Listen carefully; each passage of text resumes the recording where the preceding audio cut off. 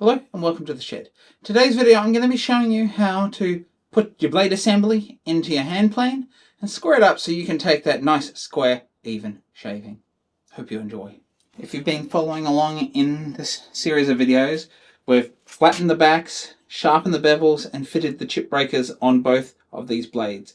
This vintage style Stanley one here and this modern Lubin one. Now, for today's video, the process of putting the hand plane blade assembly into your hand plane and squaring it up is the same on both these hand planes. So for today, I'm actually just going to show you using my vintage one, because a lot more of you probably have these than the modern ones, but the process is identical. It really doesn't matter. So without further ado, come on in here with me, and we'll put this blade in this hand plane you see here and start taking some nice shavings. So the very first thing, if this is a hand plane you haven't used before or you've just restored it, this one's obviously a dirty one that I haven't used before. So the very first thing you want to do is just crack these screws and just make sure that your frog is square.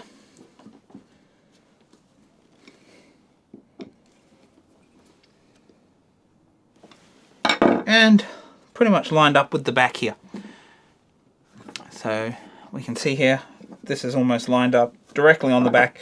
That's where most of them should be lined up.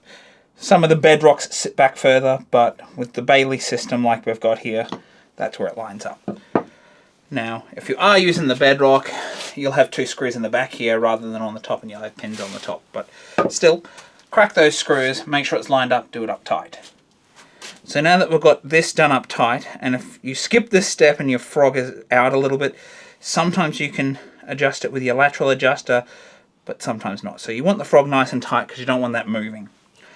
Now we want to go ahead and put the blade assembly in without damaging our cutting edge.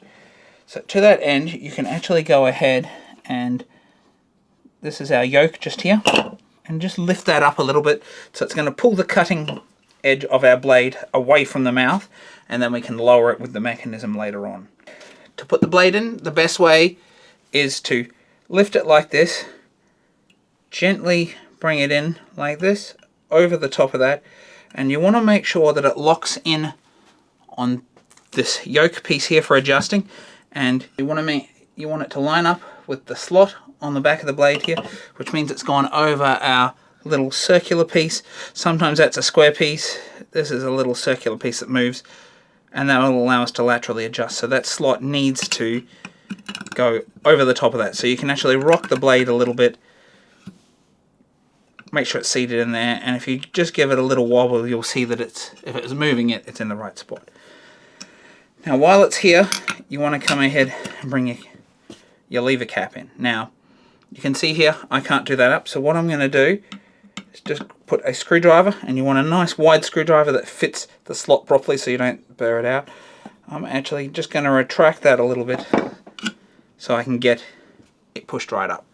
Whether you've got a keyhole slot or this little kidney shape, you want to be able to push it right up. And you heard that? That little click sound, if you're not getting a little click sound, it's probably not tight enough. So let me just show you that. So if I loosen this off like that, there's still a little bit of a click sound, but it kind of rocks the whole assembly. So if we go a little looser even, so there's no click sound, and it's moving, which means the whole thing's going to move in operation.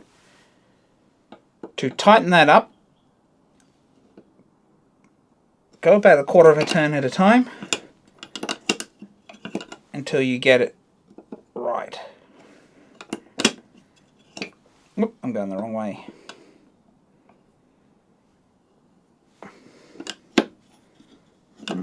Still a little bit of a click. Let's go another quarter. I'm just going to go a touch more, maybe an eighth. So I like that nice firm click that you heard just then. That's telling me this is locked in tight.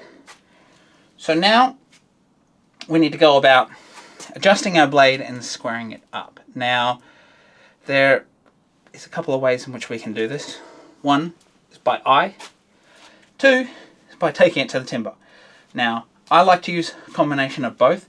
First, I use my eye to get it roughly square, and then we will go to a thin piece of timber that I've got over here in the vise, and we will dial it in to make sure it's actually square. Because the thinness of a shaving you can get off your blade is going to be more accurate than the difference you can see with your eye. Although, a lot of the time you can get very, very close by eye that you probably wouldn't even notice the minuscule fractions of a millimeter difference. So, the first thing we want to do is sight down, and because we move this back so it doesn't hit, we're actually going to just turn this blade until we can see it starting to come out just there. I'm hoping you can see just here, a little bit of the blade is starting to come out. Let me turn this a little bit further just so you can see.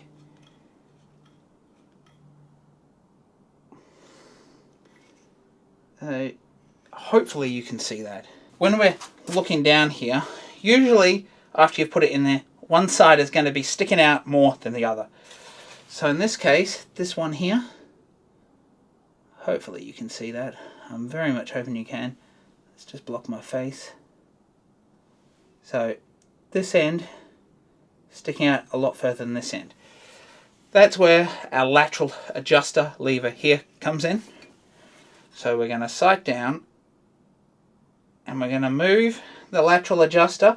So we'll put our finger on here, pinch against the blade, gently squeeze it, and we're going to move it to the high side.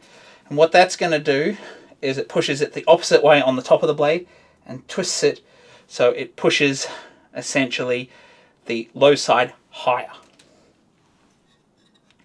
because it's camming in the middle here, and so it pushes off the opposite side. So push towards it at the top end and it pushes the blade the other way. Now what we want to do is retract that blade. So we're using the sole as a reference to see how square it is. So if we keep going back, and then we'll see one side disappear before the other possibly.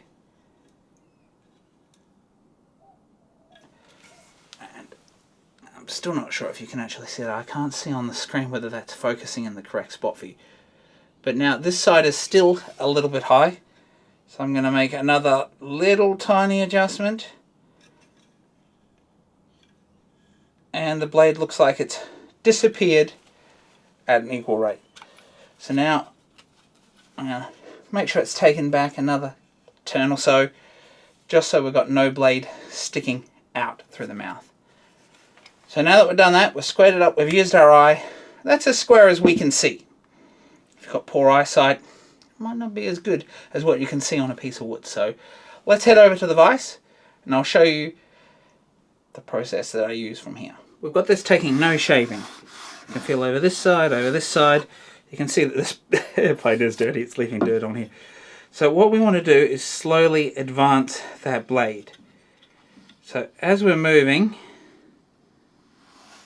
I'm checking every side. You should be able to use your same finger that's over here to adjust it, but if you can't, just grab it with the other finger on this side and turn it.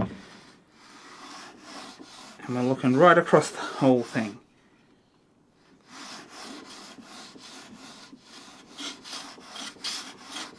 So we can see we're starting to take a shaving there, but we're not really taking a shaving on the other side, which tells us we're close to square, and sometimes these fine shavings do get stuck. So we're taking a little shaving out on our left side, or my left side, and a tiny shaving here, but it's not right out on that edge. What we want to do is make just a little tiny minuscule adjustment. Then we'll come back and test it again. Shaving on my left, and it's closer out to the edge this time. It's still not there, so we're going to make another little adjustment. Shaving over here still.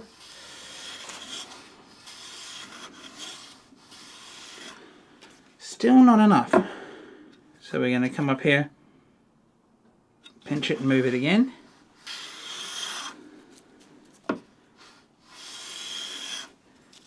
Now don't forget, every time we're making this adjustment, we're moving it to this side over here where it was higher. So now we're getting little shavings on both sides, right out to the edge here. Shaving is ever so slightly thicker on that side. You can see just on the very outside edge of this shaving, it's tapered away, which means we need to do one last little insignificant movement. So let's try that. So now we're not getting quite a full shaving on that side, and we're not quite getting a full shaving on that side, so I need to just adjust it back a touch. Full shaving that side, pretty much a full shaving on that side. So is there a way for us to really check this? You could face plane a board. If you're getting square shavings across the surface, you can. However, this blade is sharpened square, so we might run into a few issues there. So I'm going to just face plane on this, because we haven't dealt with what's known as tram tracks on this blade yet. So that'll be the next video where I show you how to prevent your ridging when you face plane. But let's just throw this over here. We'll take a couple of shavings on this and see if we're taking a full width shaving off this board. Now, it does depend if our board is flat, whether that's going to happen as well. And this one is, it's pretty flat.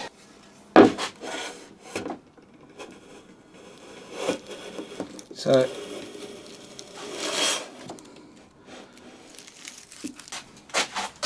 a little bit splitty. Sometimes that's the nature of the pine, and radiata pine quite often doesn't like to come off in a full width shaving like this, because you get the little hard pieces, and that's where these tears are. Sometimes tears can be indicative of little nicks or not quite sharp on the edge, but we already know this blade's sharp, so in this case these little bits are where you hit the hardwood ring within the pine, or the growth rings, and the shaving split. But you can see we got a full width shaving here, and hopefully you can see this as we're going through, especially with a 4.5. But another full width shaving. A lot of this is quite see-through, which tells me it's a fairly thin shaving. We could have gone a little bit thinner, but to ensure I got a full width shaving, I went a little bit thicker, and as you can see here, we've got that full width, and that's telling us that after another little adjustment on the flat board, we're definitely square.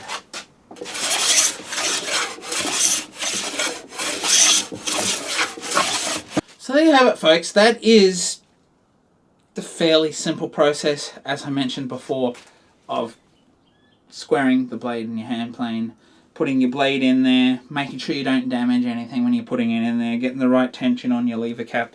It's all things that will become second nature after you've done it a few times, and then what ends up happening is you don't need to go to a separate board to check it.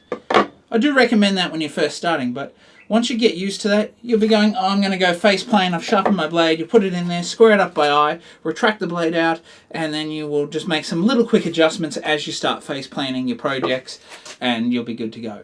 If you're doing more delicate work, maybe you'd want to make sure that it's actually set to go prior to that, but other than that, for most of your work, when you're just face planing and things like that, you know, it's a pretty straightforward, easy process to just do straight on your project once you've got your experience. So if you like this video, please do like and subscribe down below. While you're down there, do sound off for the comments. For those of you that have been doing this for years, is this the same process you use? Do you use a different process? Do let me know down below what you agree with, what you don't, or where you think maybe little changes could improve my process even. And if you'd like to see another great video, such as the one you've seen here today, do check out the videos on screen now. Bye for now.